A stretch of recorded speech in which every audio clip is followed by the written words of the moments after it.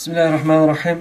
Seyhan Demirel kardeşimiz İHA Uluslararası Yardım Kuruluşu'na yolladığı nakdi yardımı inşallah Teala Elazığ'da temsilcilik olarak biz fakir, muhtaç ve mağdur ailelere dağıtmaya birazdan başlayacağız. Rabbim gönderdiği hayırdan dolayı ondan razı olsun. Bir tane Avrupa'dan İHA aracılığıyla bize hayırsever Seyhan Demirel yardım yollamış. Bu nakdi yardımı sizlere veriyoruz. Evet. Onlara dua edersiniz inşallah. Teşekkürler. Tamam mı? Eyvallah. Uluslararası Yardım Kuruluşu olarak Hollanda'da bir hayırsever bizlere yolladığı nakdi yardımı inşallah Teala onun adına Elazığ İHA temsilciliği olarak dağıtacağız. Avrupa'dan bir tane hayırsever size nakdi yardım yollamıştır. Dua edersiniz inşallah. Avrupa'dan bir hayırsever sana nakdi yardım yolladı. Biz İHA Elazığ temsilciliği olarak sana teslim et diyoruz. Onlara dua edersin inşallah. Bismillahirrahmanirrahim. İHA Uluslararası Yardım Kuruluşu olarak Vehbi Salar kardeşimizin bizlere yolladığı nakdi yardımı inşallah Teala Elazığ İHA temsilciliği olarak yetim ailelere dağıtmak üzere çıkacağız.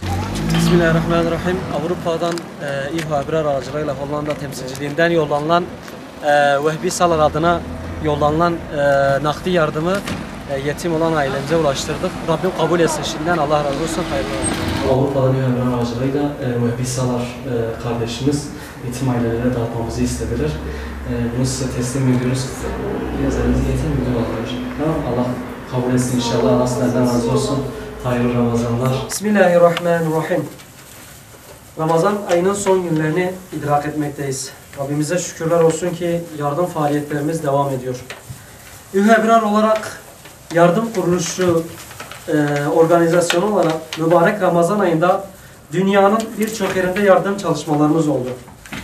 Hayat Birlikte Güzel kampanyasının çerçevesinde Elazığ'da yüzlerce yetim, dul, muhtaç, fakir ve depremzede ailelere ayni veya nakdi yardımlarımız oldu. Hayırseverlerin yapmış olduğu ayni ve nakdi yardımlar mağdur ve muhtaç aileler ulaştırma amacıyla şu an hazırlanmaktadır.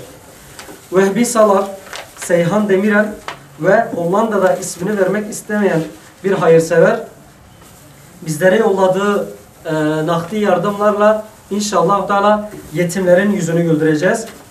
Bunun yanı sıra Abdullah Gilgil ve Muharrem Murat kardeşimiz de bizlere gıda kolisi dağıtmamız için yardımlarını yollamışlardı.